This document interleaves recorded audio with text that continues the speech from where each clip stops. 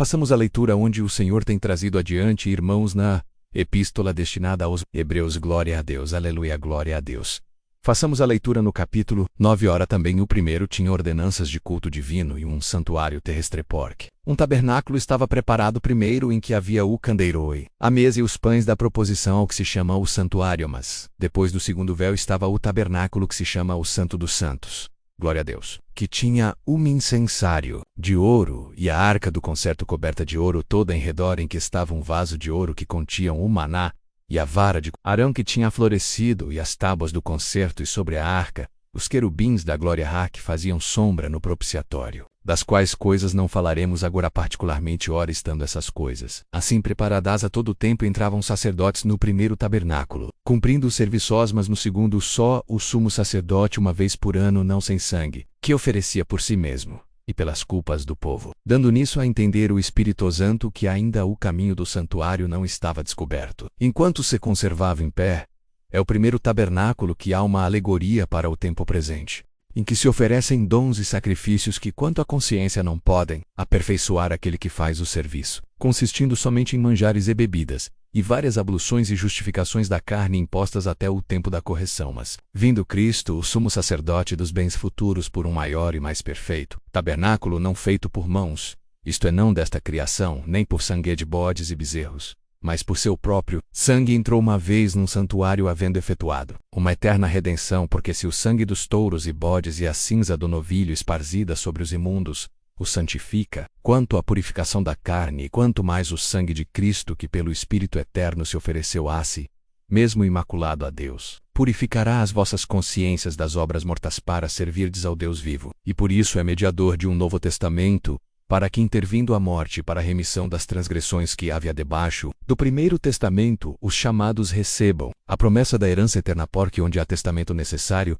é que intervém a morte do testador, porque um testamento tem força onde houve morte, ou terá ele algum valor enquanto o testador vive, pelo que também o primeiro não foi consagrado sem sangue, porque, havendo Moisés anunciado a todo o povo todos os mandamentos, segundo a lei, tomou o sangue dos bezerros e dos bodes com água, lã purpúrea e sope, e aspergiu tanto o mesmo livro como todo o povo, dizendo: Este é o sangue do testamento, que Deus vos tem mandado, e semelhantemente aspergiu com sangue o tabernáculo e todos os vasos do ministério, e quase todas as coisas segundo a lei se purificam com sangue, e sem derramamento de sangue não há remissão, de sorte que era bem necessário que as figuras das coisas que estão no céu assim se purificassem, mas as próprias coisas celestiais com sacrifícios melhores do que estes, porque Cristo não entrou num santuário feito por mãos, figura do verdadeiro, porém no mesmo céu, para agora comparecer por vós perante a face de Deus, nem também para si mesmo se oferecer muitas vezes como o sumo sacerdote. Cada ano entra no santuário com sangue, alheio de outra maneira necessário lhe for padecer muitas vezes desde a fundação do mundo. Mas agora, na consumação dos séculos, uma vez se manifestou para aniquilar o pecado, pelo sacrifício de si mesmo, e como aos homens está ordenado morrerem uma vez, vindo depois disso o juízo, assim também Cristo, oferecendo-se uma vez para tirar os pecados de muitos, aparecerá segunda vez sem pecado aos que o esperam para salvação. Amém. O autor de Epístola aos Hebreus, ele revela um profundo conhecimento de todo o Antigo Testamento, mas não revela só isso. Ela revela um profundo conhecimento também do Evangelho da Graça. Ele discorre sobre um apontando o outro com muita profundidade, porque essa ciência foi derramada sobre ele da parte do Espírito Santo por obra de Cristo, e isso é maravilhoso porque resgata muitas coisas. O homem, ele às vezes estabelece normas, ritos, regras, mas que não servem quase para nada. Muitas das regras humanas decorrem apenas do pensamento de uma pessoa ou de um grupo de pessoas.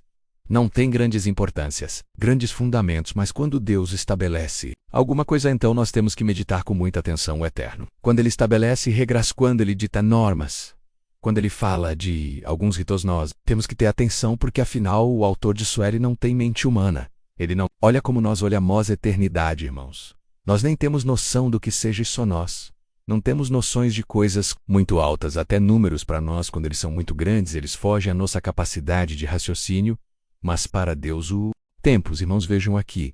Esse autor, ele volta em tempos remotos para trazer uma informação atual. Ele vai lá atrás. Os irmãos sabem que a história dos Hebreus, ela tem origem, Abraão, de Abraão até Cristo foram não exatamente, mas quase 2000 anos, 2000 anos lá atrás, que começou essa saga, essa história. do povo hebreu, mas começou com um projeto divino, Deus traçando um projeto.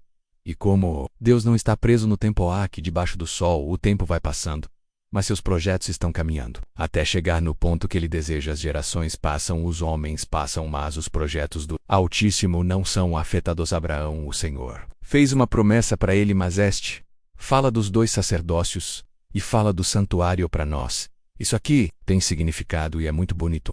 Abraão, ele chamava Abraão, que quer dizer pai exaltado. Depois, Deus mudou o nome dele para Abraão, que quer dizer pai de uma multidão. Abraão, ele lá atrás, numa certa guerra, seu sobrinho LW, ele foi prefeito prisioneiro, mas outros tantos, ele saiu com seus homens e venceu, resgatou seu sobrinho, e após essa vitória, ele teve 2 encontros. 2 reis lhe vieram, encontros distintos, absolutamente diferentes, completamente separados, em grandeza, origem e propostal. O rei de Sodoma, outro rei era o rei de Salém, reis totalmente diferentes, porque o homem que carregava em si mesmo uma promessa tinha um encontro que ele não tinha marcado. O primeiro rei lhe propôs riquezas, porque ele havia vencido. Disse assim: deixa os homens comigo e você fica com todo o despojo, toda prata, ouro, todo bem. Leva consigo. Abraão falou: nenhum bem aí eu toco nunca. Você vai dizer. É isso que ele estava falando. O rei de Sodoma me enriqueceu, eu não quero nada, exceto a parte que toca aos moços, e também esses 3 que estão comigo, eles que pegam a mim. Você não vai dar nada a porque. Sabe, irmãos, são figuras que estão ali que vão se desabrochando na medida que nós conhecemos a história e a palavra de Deus. Todas as vezes que Deus agenda conosco é encontro, lamentavelmente o inimigo agenda o dele. Os irmãos podem ver, Deus havia agendado o encontro com Israel lá na casa de Faraó no tempo da escravidão. O inimigo agendou um encontro com o povo de Deus pela mão de Faraó, matando os meninos enquanto Deus planejava resgatar Israel. O inimigo matava os filhos das hebreias. Glória, foi anunciado o nascimento de Jesus. Até tem uma profecia que dizia assim: em Ramá ouviu-se um choro, uma voz de lamento, e era Raquel chorando seus filhos e não querendo ser consolada porque eles já não existiam mais. Era o rei Herodes mata as crianças de 2 anos para baixo. Enquanto Deus havia marcado o encontro com a humanidade, Satanás marcou outro encontro de Mortemas. Sempre prevaleceu o encontro do Senhor. Glória a Deus, e bem-aventurado é o irmão e irmã que escuta essa palavra. E você sabe ainda que o inimigo agindo encontros com você, prevaleceu o encontro do Senhor. Música. E por esta palavra, alguns encontros marcados com as trevas serão desmarcados no futuro da tua vida por causa do poder do Espírito Santo em você. E todas as vezes que o inimigo marcar o encontro com você, Cristo desmarcará. Glórias ao Senhor. Deus te tomou pela mão para te levar adiante. Enquanto o seu coração bater com amor no céu, tem ordem a teu respeito. Essa é uma obra maravilhosa, irmãos. Glória a Deus. Aquele rei que encontrou com Abraão, algumas características dele são narradas aqui no livro de Hebreus, na Epístola aos Hebreus. Sem genealogia, ou seja, não tem pai nem mãe, sem princípio de dias. Também não morria, e ele era tão grande que quem tinha as promessas era Abraão. Ora que o maior abençoa, o menor, é sempre assim. E quando o rei de Salém foi encontrar com Abraão, ele trazia consigo 2 elementos. É o que nós temos que prestar atenção. Tudo que Deus faz tem razões eternas. Glória a Deus, não toma nada porque ele estava com pressa, porque era o que veio no momento na mente dele. O Senhor, ele olha lá na frente. Tudo tem fundamentos profundos. Esse rei encontrou com Abraão. Muitos sabem isso. Ele trazia numa mão, pão na outra. Trazia vinho, só que Abraão já era rico.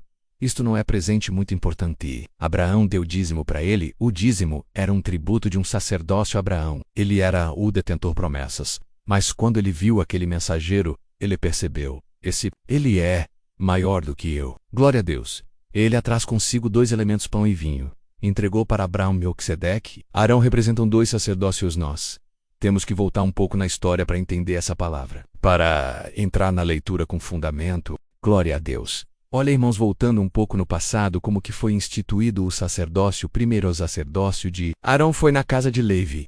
A tribo de Levi foi transformada em tribo sacerdotal. Eles serviam ao Senhor em toda cerimônia, em todo cerimonial que era proposto na lei, e o sumo sacerdote da ordem era Arão, irmão de Moisés. Essa é a linhagem sacerdotal. A antiga linhagem de Levi é que deveriam sair os sacerdotes. Jesus não é da tribo de Levi, Jesus é de outra tribo. Vocês entendem o que está sendo pregado? Glória a Jesus. Pertence à tribo chamada tribo de Judá, da qual nunca se falou em sacerdócio antes. Mas como Deus faz tudo com profundidade lá atrás em Jacó, havia uma profecia escondida, disse assim: Judá será o meu legislador. Legislador aquele que faz leis em Judá. Na tribo de Judá vai nascer o legislador, aquele que estabelecerá as leis que vão reger os irmãos. Um sacerdote de sacerdócios eternos que não morreme. Esse sacerdote foi que, encontrando com Abraão, lhe abençoou. O autor dos Hebreus faz reporte a isso aqui, a este encontro, a esse sacerdote, aos rituais e a certas práticas que os levitas faziam e os sacerdotes que eles mesmos não entendiam. É como se essa igreja tivesse uma cortinha aqui no meio dela até embaixo, né? Aqui de cá o sacerdote ministrava naquela parte mais interna, só o sumo sacerdote podia entrar ali uma vez por ano só, e tinha regra. Ele tinha que pegar umas brasas do altar, chegar lá dentro, colocar as brasas e colocar o incenso em pó em cima das brasas e levantava uma fumaça e a fumaça cobria a arca ou o próprio cartatório para que ele não morresse. Ele não podia entrar ali sem sangue. Ele tinha que pegar sangue por no dedo. O sangue ele aspergia na frente da arca. E 7 vezes o propiciatório. Estava dizendo o seguinte: eu não tenho dignidade de entrar aqui, eu não tenho dignidade pessoal para passar para dentro desse tabernáculo, mas uma vida foi tirada. Um animal foi sacrificado. A vida foi ceifada para que meu pecado não se apresente. Agora aqui, mas que se apresente aquela vida ao lado como uma desculpa com o meu pecado, uma justificativa temporária deixa eu entrar não com minha honra, mas pela vida que foi ceifada para que eu possa entrar nesse santuário.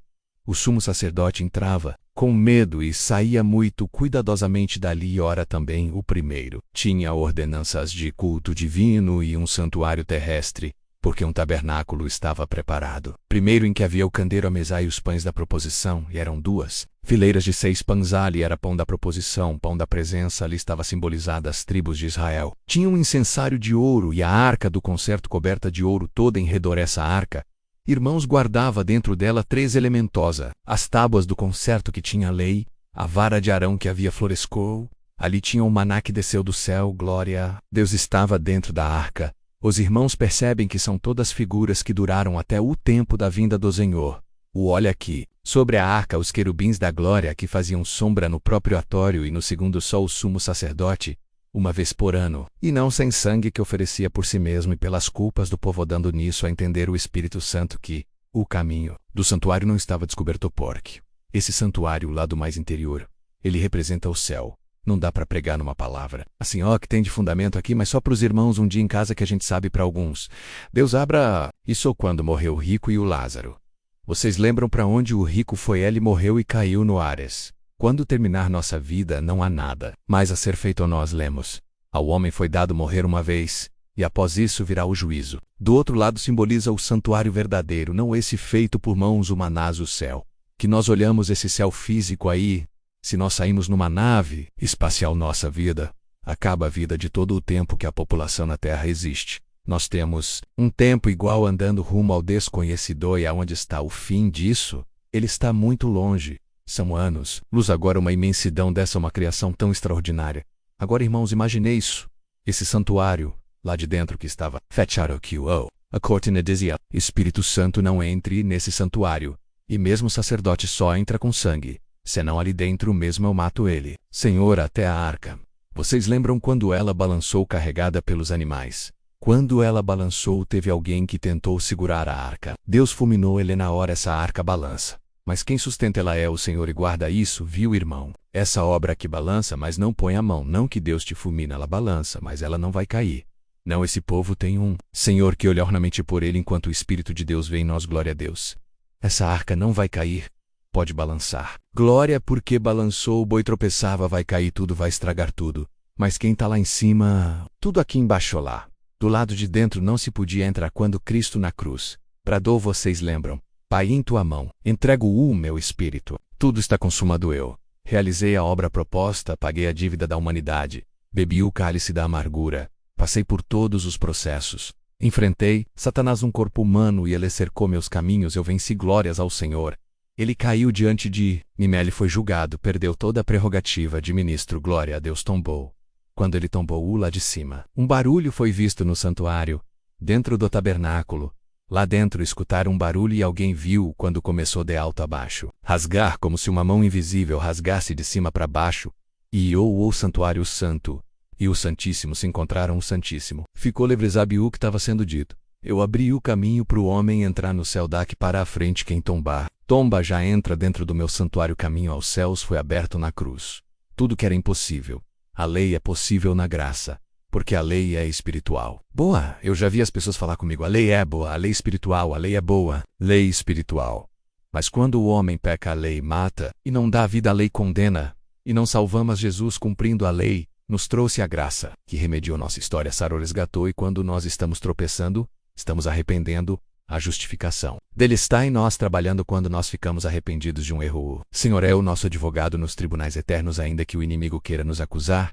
O Senhor fala, esse o assunto dele já está tratado lá na cruz. A nossa justificação é essa, porque quando Deus olha para nós, não vê nossas misérias, vê a obra de Cristo. Estampada em nosso rosto é o sangue que foi vertido, que nos justifica. Por isso que o crente fala, Senhor Jesus, me cubra com teu sangue, ou seja, esse pagamento que foi feito da minha dívida na cruz. Senhor, põe ele agora em memória, tem misericórdia de mim.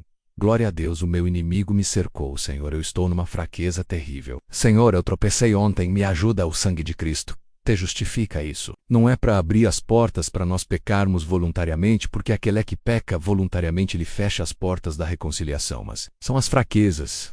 São os momentos que a nossa natureza humana, ela está fragilizada pelos processos da vida. O caminho aos céus foi aberto, e foi aberto com tamanha clareza que ali na cruz os irmãos se lembram muito bem, que aquele ladrão ouviu ainda, hoje você estará comigo no paraíso, eu já estou rasgando o véu do templo e o céu está aberto. Glórias ao Senhor, mulher, o homem de Deus. Você foi chamado para adentrar não esses espaços aqui. O espaço aonde Deus te habita. Glória, já pensaram a organização. Eu nunca vi falar que a lua parou de rodar. Eu nunca vi falar que a terra trocou a rota, ela colidiria com o sol. Tudo funciona. Os irmãos podem ver, tudo funciona, uma lei que rege todo o universo. Agora eles imaginem como que é dentro do Santo dos Santos figurado no tabernáculo. Já pensaram, irmão, o que é lá dentro? Glória a Deus, foi por isso. Irmãos, que Estevão apedrejado como um cão, ele abriu os olhos e o Senhor abriu os céus. Estevão, olha aqui, ele viu o Senhor, ele viu um pouquinho daquela glória, e em cima, o céu está aberto, é a primeira preocupação dele. Senhor, eu já vou embora encontrar contigo, mas não deixa esse povo pagar conta da minha vida, porque o que eu vejo é tão maravilhoso que eu não queria que eles perdessem. Glória a Deus, o amor de Cristo tomou conta dele. Glória a Deus, porque o véu se abriu, e na morte de Estevão o véu se abriu para ele, e também na sua morte o véu está aberto para você. Por isso que nós não temos que ter medo de morrer. Nós temos que ter medo, sabe de quê? É de pecar e viver em transgressão com vida ímpia. Se Deus está conosco, tudo tem jeito, tudo é possível para aquele que crê. Aonde você for, por onde você passar, se Deus te dar a mão, você vai saltar o valazi, Deus entrar com você, não tem ninguém que te vence. Se Deus te perdoar, não tem ninguém que te acusar. Se Deus for teu amigo, os teus inimigos podem se multiplicar, como Davi falava, quando o seu filho seguiu a persegui-lo. Como se tem multiplicado os meus adversários, Senhor, mas de todos Deus tirou ele por cima, e de todos vai tirar você. Também essa igreja foi chamada para entrar no Santo dos Santos, lá dentro a figura que está aqui, os irmãos. Vejam a purificação para entrar aqui. O sacerdote tinha que levar sangue, ele matava o animal, levava o sangue consigo para poder entrar. Lá nós vamos entrando pela fé nesse santuário, ele levava sangue alheio. O nosso sacerdote levou sangue próprio, por isso que ele é capaz de purificar, porque aqueles sacerdotes, quando ele levava o sangue, ele só fazia uma memória de pecado, porque ele voltava lá e pecava tudo outra vez. O crente não, na medida que ele é purificado pelo sacrifício de Cristo, ele vai errando cada vez menos. É luz, cada vez mais luz. Quem é santo, santifique-se mais os erros do ano passado. Esse ano nós vamos contabilizar menos. Tropecei 100 vezes o ano passado, esse ano eu tropeço no máximo 90. Aleluia, eu vou fechando as portas para os erros até chegar ao ponto que se cumpra comigo o que está escrito na palavra, a universal assembleia dos justos aperfeiçoados, aonde nós somos chamados para tomar parte nesse grupo muito heterogêneo, de todas as nações, raças, tribo e língua, mas juntos felizes nós vamos nos encontrar para entrar dentro do Santo dos Santos. Glória a Deus, isso é o melhor que pode existir para o ser humano, saber que ele foi chamado para viver com Deus dentro dos espaços mais magníficos da criação. Tudo é organizado, tudo funciona, tudo é belo, tudo é santo, tudo é limpo. Não tem choro, não tem largo, não tem tristeza, não tem morte, não tem angústia, não tem arrependimento. Tudo acaba que quando, à medida que o tempo se aproxima, o inimigo também, lamentavelmente, ele fica agitado. O Senhor está agendando o encontro com a igreja para muito pouco tempo, o nosso encontro final com Cristo. Está muito próximo, nosso adversário anda gerando encontros aí, mas prevalecerá o encontro do Senhor. Amém.